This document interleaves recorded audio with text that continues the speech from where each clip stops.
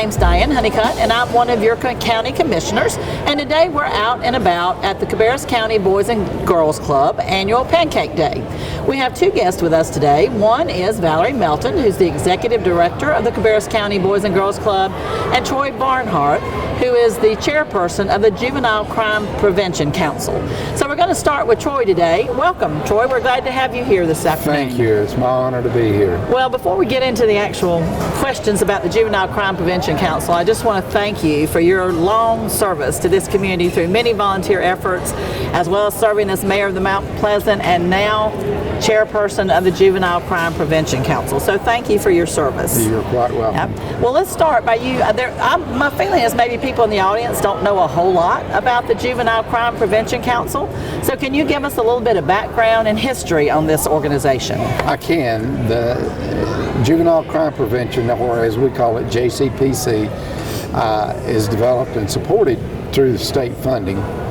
We have about $310 and a little bit of change to dole out as grant money to different organizations here in Cabarrus County that are servicing at-risk children, youth in our community.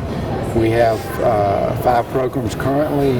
We have sent out our RFPs for the fiscal year 16-17, and that asking is quite tremendous above what we got to offer in grant money. But the JCPC is a council that tries to get the juveniles at an early age and get them to where we can get them out of trouble and on the straight and narrow before they get into the court systems. One thing I like about Juvenile or JCPC is teen court. That's one of them that we support.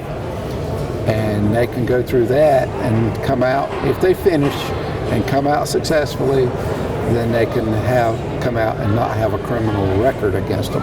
Now what qualifies them to be able to go through the teen court? It depends on what the judge deems their problems was, and if he feels they can be corrected, he can recommend teen court. But they are put into teen court via the court systems. And so how does the teen court work? The teen court itself is run by youth the same age as the offenders. And they act as their lawyers, their defense attorneys, they act as jurors, they act as judges. We do have legal counsel there to make sure everything's done according to the law and the rules. And do they give some input to the attorneys as to? They can give some advice if they stray off. But normally they leave it up to the youth. And it's very successful. It saves the county lots of money. And it keeps them out of court systems. And it just, I can't say enough. It's such a good program. And do you know about how many cases go through this teen court each year? Probably 80, 90 great. In that time frame. Well, it sounds like a great opportunity to help our youth. It is. As you said, get on the straight and narrow before they get so far gone that it's harder to do. So it sounds like a really great opportunity for our citizens. One of the things there, Diane, is so many times the youth that is assigned to go to teen court winds up being a volunteer. And it may be part of the jury's decision. Okay, your crime or your sentence is to perform so many hours of civic duty, and you have to serve as a juror on teen court for so many sessions. Yeah, I've been very fortunate to go to your breakfast, your annual legislative breakfast for the last 2 years, and I've been so impressed hearing the parents and as well as the youth themselves speak about how this has really turned their life around, and how, as you said, they've chosen to stay involved and keep up with it, which I think is very impressive. So that sounds like a great program. What are some of the other programs involved with the Juvenile Crime Prevention? We have quite a few. One is the Boys and Girls Club that deals with at-risk youth in a program that has no one at home when school's out. So they pick them up from school and they mentor them and they run them through a 7-week program and teach them to study and help their study habits, keep them off the street and out of the community where they're just wandering around. And they also bring parents in to help teach the parents how to successfully get the children to increase their study habits. And then we have one that's called restitution. The youth, and these are assigned by judges or court counselors, and they can earn up to $500 to pay back the person they offended if they stole something or if they damaged some personal property or whatever. Then they come out and do community work under the guidance of a director for restitution, and she takes them to various workplaces to work, and they get paid a minimum wage, and that money doesn't go to them, it goes back to make restitution for the crime they committed. And some of the partners that are involved with this particular council, as far as the sheriff departments, the county, who plays into that? Sheriff's Department, police department from Concord and Kannapolis, the DJJ and DSS. There's 25 board members, and out of that 25 board members, there's a number of them that are assigned by their position and their delegate. Specific to, we have a district attorney on it, we have a judge on it, chief court counselors on it, we have financial officer from Cabarrus County. Those folks, they fill a slot. Now, Cabarrus County cannot, and you can volunteer for it. Cabarrus County has so many slots they can fill at large. We have a minister on it from Cabarrus County about the school systems. Have representatives on it. County Commissioner has a representative on it. So if somebody's interested in serving on the council, they can go to the county's website and apply through the application process for the board, if they maybe fit one of those at large slots or somewhere else. But then if they just want to be a volunteer? Well, a lot of the programs get their volunteers from where a person goes through the program, and they turn around and successfully complete it, and they're so impressed that they turn around and volunteer for it. That happens at Team Court quite often. And another one that happens is Capstone Climbing and Adventures. And they take youth, they take them outdoors, teach them hiking, camping, whitewater rafting. They teach them how to be interactive with other youth, and they teach them how to solve problems without getting in fights and fussing and cussing and all of that. That's a very successful program for us, and they have a lot of their folks that come back and volunteer. But if you have interest, you can find the programs listed on Cabarrus County website, and you can either contact the program directly, or you can contact the Cabarrus County commissioners, or how they get the volunteer applications off the website. Well, I think you've given us a great overview of the council. Is there anything I didn't ask you that you would like to say before we wrap it up? The only thing I'd like to say, and I'd like to tell the state, we need more money. But you would like to tell them that for Cabarrus County. That's true. But we'll ask the viewing audience that when they see our state representatives out and about, not to be shy about asking for more money for all of us. So, well, I would like to people, if they're interested, to be on the board. It's a 2-year commitment, and you can be re-elected if you choose to serve on it.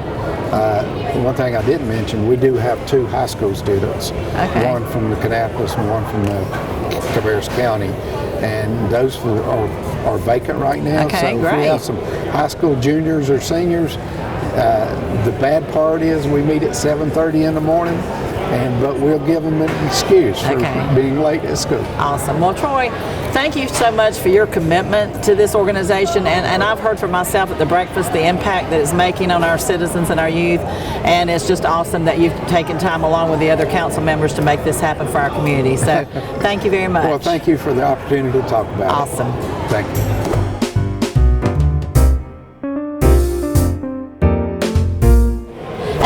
pleased to introduce our next guest, Valerie Melton, who's the Executive Director of the Cabarrus County Boys and Girls Club.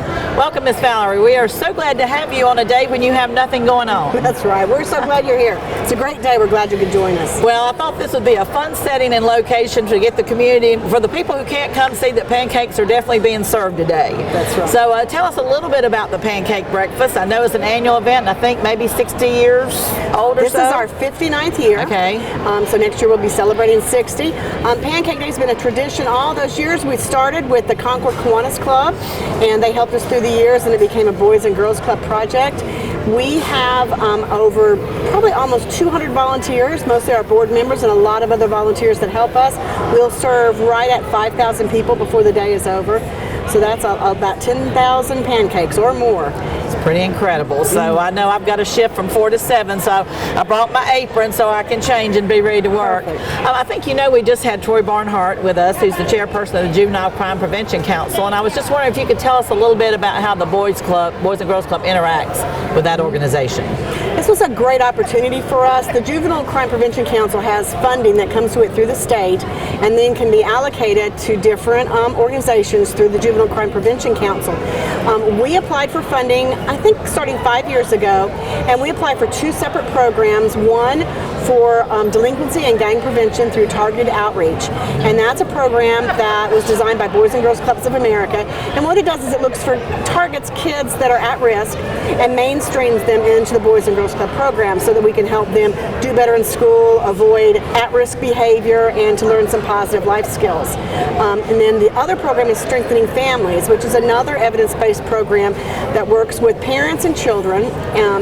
It brings them together for a meal, and then they break into groups with the parents and then with the children, and they learn skills that will help them with better parenting and communication and conflict resolution, and then it brings them back together at the end so they can practice the skills they've learned. We receive a good amount of funding from them each year, about $100,000, wow. which is wonderful, and it goes directly to sponsor youth in each of the programs. We're able to serve 70 youth in the after-school and summer program, and another 48 through Strengthening Families. Okay. Well, that's what I was going to ask, is about how many people come through the program, so that's great. Those are the ones that are fully sponsored through the program and can attend our program without any charge, so that makes it really nice. Did you mention ages on those programs? The ages are 6 to 15 are the ages of the youth that are served through that program. Great partnership there. It really is. It's very helpful. It's nice to be able to get the referrals from not just the juvenile court counselors, but from school resource officers, from school counselors, and some kids that have already become part of the juvenile court system, but a lot of times it's kids that just need some extra help and extra encouragement, and we get referred by their counselors to come work with us. Right. Well, tell us a little bit about some of the other programs at the Boys and Girls Club that you have going on year-round. We serve about 2,000 kids each year at the Boys and Girls Club. Our after-school and summer programs are the largest, each serving 500 to 600 kids each year. Then, of course, we have our Keystone Teen program that serves about 200. And then our athletics, which is football, basketball, and volleyball, serve around 700 youth.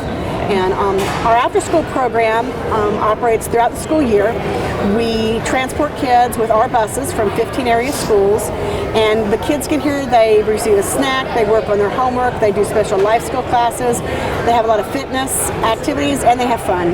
There's just a lot of play and fun. It's a safe environment for them to spend their after-school hours. Now, do you have waiting list for these programs, or are you capacity? Or? Our after-school program still has room within it, but some of the buses that we pick up at schools are full, so we're limited at some schools based on the space available on the bus, but we're still able to take more children into the after-school program.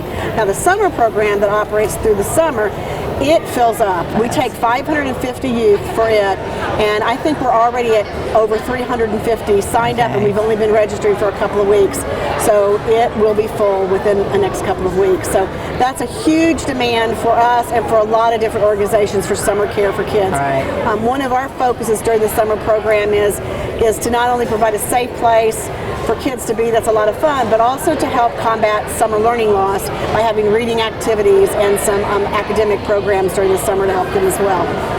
Great. And you guys, have several different fundraisers, I guess, a year. This is one of your primary fundraisers. This is probably our oldest and largest fundraiser. We'll bring in about $75,000. Of course, there's some expenses associated, but we have so many wonderful sponsors that it's able to cover most of those expenses.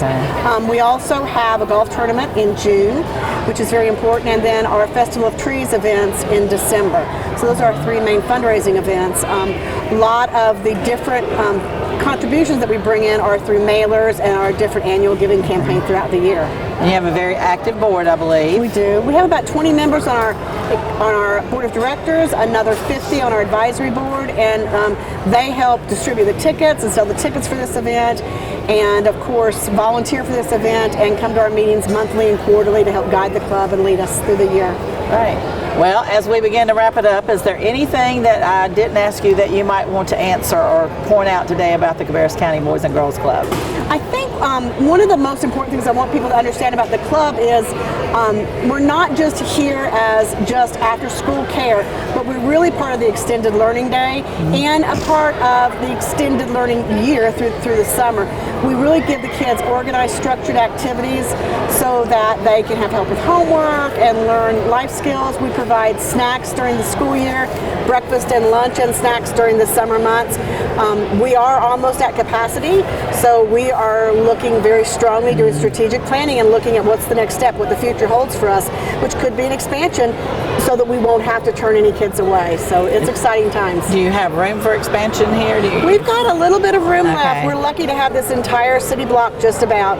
And when we built this building, we thought about the fact that maybe someday we might need to add on. So there's a little space left. So we're looking at all the options. But the main thing that the board wanted to focus on is never turning kids away. There's too many kids that need programs like this, and we want to be able to welcome them in. Oh, that's great. Well, thank you, Valerie, for being a guest with us today. Thank you for sharing your venue here on Pancake Day and allowing us to come in and be a part of it. Thank you to you and the board and the years of service you guys have given to this community through making a positive impact and difference on our youth. There is no way to put a price on what you guys do here. So thank you so much. We appreciate it. Thank you for being here. And to our viewing audience, we appreciate you being here with us today. And I would say if you have any topics that you would like to see on future Out and About shows, let us know. And we look forward to seeing you out and about.